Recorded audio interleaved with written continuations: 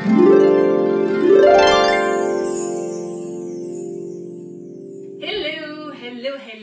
et bienvenue dans cette nouvelle vidéo. Aujourd'hui, je vous montre comment on fait une mixing chart. Une mixing chart en français, c'est un tableau des mélanges.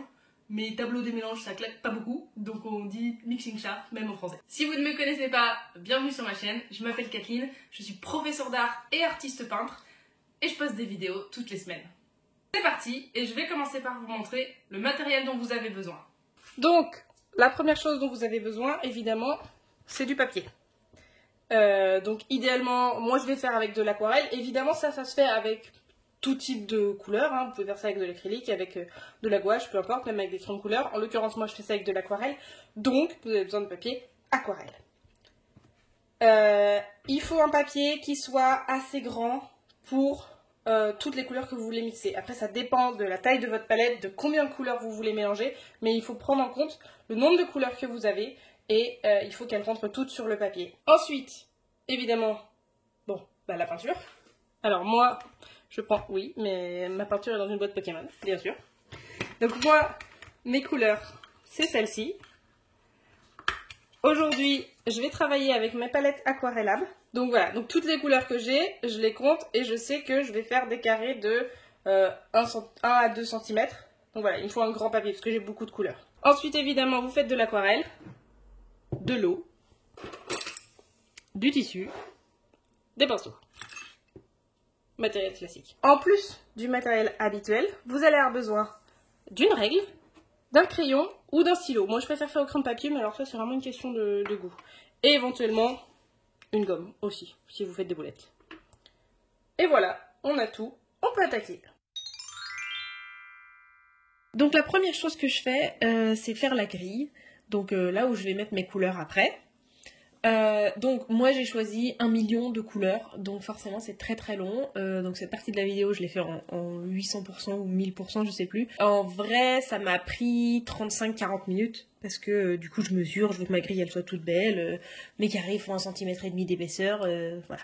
Après vous n'êtes pas obligé de faire dans les détails comme moi, hein, je suis un petit peu névrosée sur ces trucs là.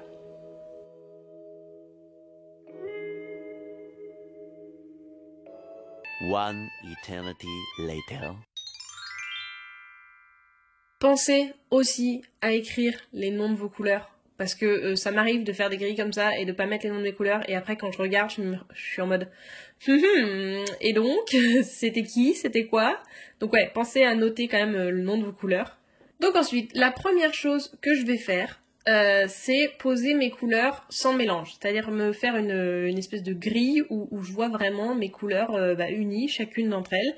Le fait d'avoir toutes les couleurs comme ça me permet déjà de voir ma couleur unie, de ne pas avoir que les versions mélange, et puis de donner aussi un aspect plus clean à votre grille, en fait, pour mieux se repérer, en fait, tout simplement, pour mieux voir à quoi correspond chaque ligne. Alors vous pouvez faire, moi je le fais que à l'horizontale, c'est-à-dire que j'ai que mes versions unies en face de mes lignes, mais vous pouvez aussi le faire en face de vos colonnes. Moi pour des raisons de ma feuille était pas assez grande, je l'ai fait que d'un côté. En plus, je trouve pas forcément ça utile de l'avoir des deux côtés, mais bon voilà, après c'est une question de préférence, hein. Moi je vous montre ma façon de le faire. Je trouve qu'une mixing chart c'est hyper important à faire, donc c'est hyper utile. Après, voilà, vous adaptez à votre technique, à ce qui vous correspond le mieux. Pareil, là, moi, je le fais beaucoup sur des feuilles volantes, les mixing charts, parce que j'aime bien, après, soit les accrocher sur mon mur, soit les avoir, en tout cas, à proximité, facile d'accès. Mais je sais qu'il y a plein de gens qui les font dans leur carnet. C'est vraiment un choix. Chacun fait ce qui lui correspond le mieux.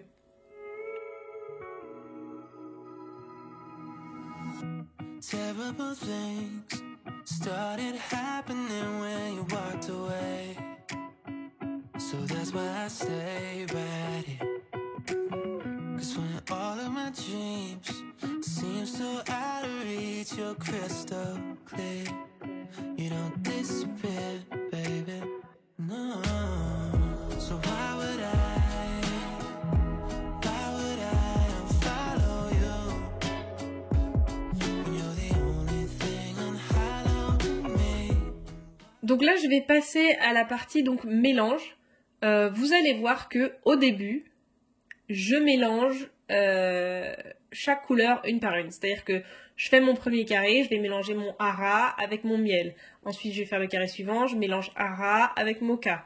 Ensuite, je fais le carré suivant, je mélange hara avec corail. Vous allez voir que ça m'a saoulé super vite parce qu'en fait, ça prend triple le temps de à chaque fois nettoyer son pinceau, changer la couleur, refaire le mélange, renettoyer son pinceau, remettre. Donc en fait, très rapidement, je me fais des lignes entières avec la couleur de base et ensuite, je viens mettre les autres mélanges par-dessus. Donc le truc en fait c'est de faire dans votre ligne de bien mouiller la première couleur pour que le temps que vous ayez fait votre ligne complète, la première case soit encore humide et que vous puissiez remélanger la couleur suivante. Une chose également, je vous recommande absolument d'avoir 2 pots d'eau. Alors au début vous voyez que j'en ai qu'un, en fait après je vais aller en chercher un deuxième parce que j'avais oublié. Vous avez un pot d'eau propre, un pot d'eau sale. C'est-à-dire que quand vous nettoyez votre pinceau, vous le nettoyez dans votre pot d'eau sale. Ensuite vous l'essuyez sur votre tissu. Et quand vous prenez de l'eau pour la mettre dans votre couleur, vous prenez de l'eau dans le pot d'eau propre. Simplement pour éviter de mixer les couleurs dans les godets. Ça évite de les salir, ça évite d'avoir des traces de bleu dans votre godet rouge par exemple. Après, il faut savoir qu'on commence avec un pot d'eau propre, un pot d'eau sale. Inévitablement, on finit avec 2 pots d'eau sale. Il y a forcément un moment où on foire et on mélange dans le mauvais, c'est pas grave. Mais voilà, c'est quand même plus pratique d'avoir 2 pots sur le long terme. Donc comme je disais précédemment, vous n'êtes pas obligé de faire le même nombre de couleurs que ce que j'ai pu faire. Avec la quantité de couleurs que j'avais et l'habitude, on va dire, que j'ai de faire ce genre de mix, j'en ai eu pour quand même 1 heure. C'est-à-dire que la totalité du truc, c'était 1 heure sans penser au temps de séchage. Parce qu'après, il faut le temps de... Comme je mets beaucoup d'eau sur chaque carré, pour être sûr d'avoir le temps de bien mélanger avec la couleur suivante, le temps de séchage est quand même assez important à la fin. Donc voilà. Une mixing chart de cette taille-là, c'est à peu près 1 heure, 1 heure et demie. Donc je vous invite à... Voilà, pas forcément faire autant de couleurs la première fois.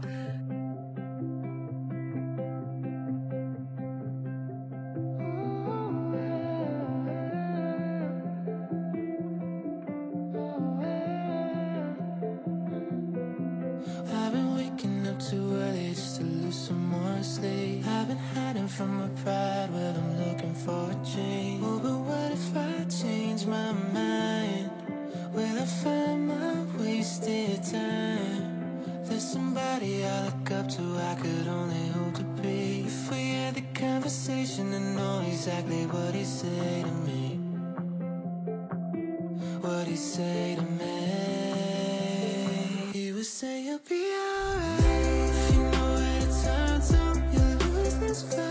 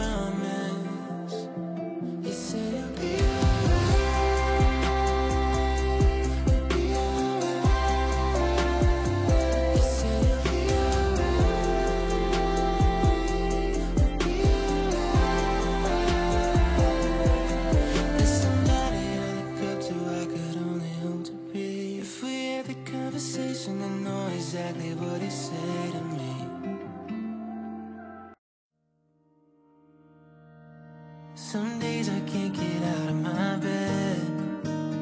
Some days I'm waking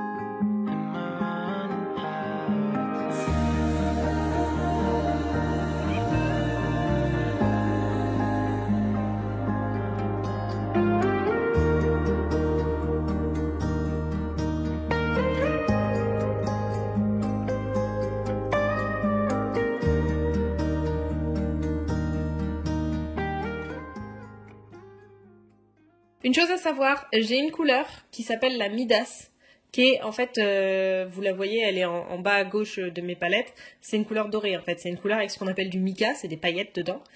C'est une très très jolie couleur. Par contre, quand on mélange des couleurs avec des paillettes, à moins que vous ayez des paillettes dans toutes vos couleurs, auquel cas c'est pas un problème, si vous avez qu'une ou deux couleurs qui ont des paillettes, vous remarquerez que je les mélange pas en même temps. C'est-à-dire que toute la dernière colonne à droite, c'est la colonne où je vais mélanger Midas. En fait, le problème, c'est que si vous avez de la couleur à paillettes, donc le Midas, sur votre pinceau, que vous le mélangez à votre peinture et qu'ensuite vous le mettez dans l'eau, votre eau se retrouve pleine de paillettes. Et vous allez avoir des paillettes qui vont coller à votre pinceau et vous allez avoir des paillettes sur littéralement toute votre feuille. Donc quand on a des paillettes, on garde ça vraiment pour la fin, ou alors on a un pot d'eau dédié spécial que pour les paillettes, où on nettoie spécialement le pinceau où il y a les paillettes.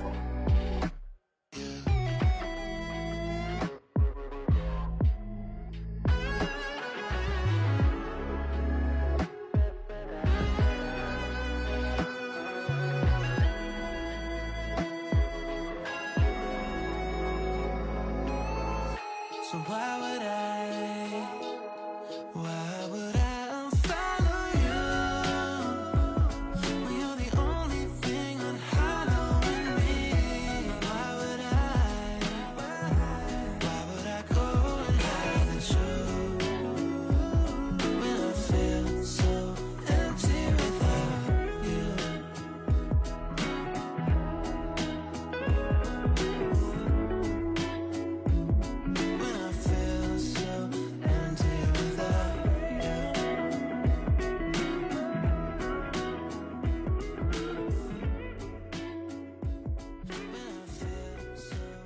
Donc voilà, j'ai ma mixing chart qui est complètement finie avec toutes les couleurs que je voulais tester. Bon, après c'est toutes les couleurs que je possède à l'heure actuelle. Évidemment, dans 2 jours j'en rachèterai probablement, donc il faudra que j'en fasse une nouvelle.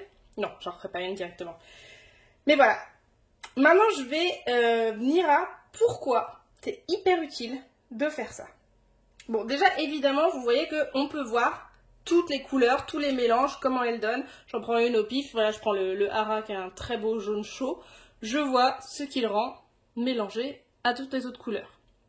Mais pourquoi c'est intéressant d'en faire une si grande? Parce que vous allez me dire, le fait de le mélanger dans ce sens-là et dans ce sens-là, ça fait que j'ai deux fois le hara. J'ai tous les mélanges du hara ici et j'ai tous les mélanges du hara ici.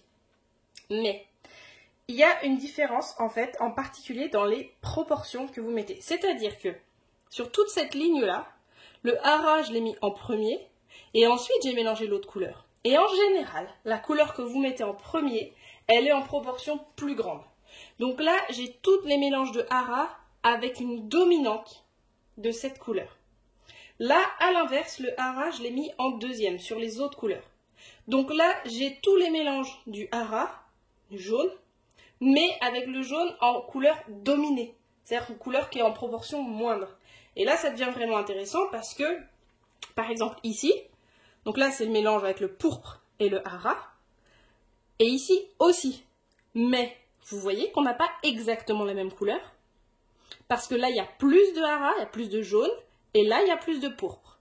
Et donc, c'est là que ça devient super intéressant. C'est de pouvoir comparer les rendus des couleurs quand on les mélange en plus ou moins grande quantité. Et ça, c'est hyper utile quand vous voulez après faire des tableaux, des dessins et tout, de savoir les couleurs que vous allez mélanger ensemble, qu'est-ce qu'elles peuvent rendre. Vous savez que vous voulez faire un paysage avec du vert, et bien vous pouvez regarder ici toutes les zones de vert. Ok, on a du vert tout par là, donc ça c'est des couleurs qui se mélangent, qui peuvent faire un vert. Ici on a pas mal de vert aussi, ici aussi, voilà. Et là je peux me dire, ok, quel genre de vert je veux? Je sais pas moi, je veux un vert qui va être très foncé. Donc, même si le grenouille, c'est une couleur qui est verte de base, si je prends toute la ligne du grenouille, des verts foncés, il n'y en a pas beaucoup. Il y a grenouille et marine qui font vert foncé, mais c'est pas non plus dingue comme mélange. Alors que si je prends ici, par exemple, le marine et le hara, j'ai un vert qui est très très sombre. Donc voilà, c'est super utile, en particulier au début. C'est-à-dire qu'il y a un moment, quand vous travaillez avec les mêmes couleurs pendant longtemps, vous les connaissez. Vous n'avez plus besoin de cette charte-là. vous allez savoir instinctivement parce que vous avez beaucoup utilisé les mêmes couleurs. Mais au début, c'est hyper utile d'avoir ça comme référence, en fait, comme modèle, que vous le gardez, je sais pas, vous le collez au mur, ou vous le gardez pas très loin. C'est hyper utile. Et là où moi, je pousse un peu l'utilisation, c'est qu'une fois que j'ai fait ce mélange-là, cette charte comme ça, je cherche les mélanges que j'aime bien. Je regarde dans les couleurs lesquelles je vais bien aimer. Par exemple, j'aime beaucoup tous les mélanges de Sweet Candy, ce qui est étonnant parce que je trouve que le Sweet Candy tout seul, il est intéressant mais il est trop pâle. Par contre, tous les mélanges, je trouve qu'ils sont très très beaux. En particulier, ces deux-là, le Sweet Candy et le corail, je trouve qu'ils sont superbes. Et le Sweet Candy et le mocha, j'aurais pas dit en voyant les couleurs, parce que le mocha, vous voyez, c'est une espèce de marron clair avec un rose, on pourrait se dire bof. Et ben, je trouve que ce mélange est super beau. Et du coup, je vais avoir envie de pousser le test et de le retester un peu plus loin. Là, je sais que Calanque, par exemple. Calanque, c'est une couleur que j'adore. Je pense que c'est ma préférée pour l'instant de toutes celles que j'ai. Avant, c'était le dragis bleu. J'ai acheté Calanque. Franchement, il est trop magnifique. En plus, il granule. Moi, j'adore les couleurs qui granulent. Donc, je regarde dans les Calanques. J'aime beaucoup celui-là. Encore une fois, avec le mocha. Comme quoi, le mocha, qui n'est pas forcément une couleur a priori hyper intéressante. C'est un marron, donc le marron, c'est toujours utile. Mais c'est pas forcément mon genre de couleur. Mais quasiment tous ces mélanges, je les trouve très beaux. Donc là, j'ai un mélange qui me plaît beaucoup. Là aussi, une fois encore, avec le Sweet Candy, je trouve que c'est des couleurs qui vont vraiment hyper bien se marier. Là, le Poséidon. Le Poséidon, c'est pareil, c'est une couleur que j'aime beaucoup. Bah, je trouve qu'il se marie super bien. Et voilà, je me dis que ça, c'est des couleurs que je pourrais pousser en termes de test. Donc voilà, une mixing chart, c'est à ça que ça va servir. C'est à apprendre à connaître ces couleurs, à savoir comment les utiliser. Dans une prochaine vidéo, je vous montrerai comment j'utilise la mixing chart pour déterminer les couleurs et comment je choisis les couleurs que je vais utiliser et les mélanges que je vais utiliser. Voilà, c'est la fin de cette vidéo. Merci d'avoir regardé jusqu'au bout. Comme je disais, la mixing chart, c'est hyper utile. Vous n'êtes pas obligé de mettre autant de couleurs que ce que moi j'ai mis. J'avais envie de tester toutes mes aquarellables, donc j'ai tout mis. Mais c'est hyper utile de faire une mixing chart, même avec très peu de couleurs. Vous pouvez, si vous voulez vous lancer dans l'exercice juste pour le plaisir, prendre simplement 3 couleurs primaires. Vous prenez un jaune, un bleu, un rouge, ou comme j'ai dit dans une précédente vidéo, un jaune, un bleu, un rose. Vous faites vos tests. C'est un super bon moyen d'apprendre à connaître ces couleurs et en fait c'est plutôt relaxant à faire. C'est assez sympa de pouvoir juste jouer avec les couleurs, juste les mélanger sans avoir les attentes de faire un superbe dessin, d'avoir une super réussite à la fin. C'est juste du mélange. Et en fait, c'est vraiment très relaxant comme exercice. Donc, je vous invite à essayer. Encore une fois, si vous le faites, n'hésitez pas à me montrer ce que vous faites. Vous savez que j'adore voir ça. Et une fois encore, merci beaucoup d'avoir regardé cette vidéo. Vous connaissez YouTube, vous savez comment ça marche. Likez, commentez, abonnez-vous, la petite cloche, tout ça, les pouces bleus, vous savez comment ça marche. Si vous voulez me soutenir encore plus que plus, il y a les liens pour ma boutique et mon Patreon qui sont dans la description, comme d'habitude. Et je vous remercie et je vous dis à la semaine prochaine. Bye!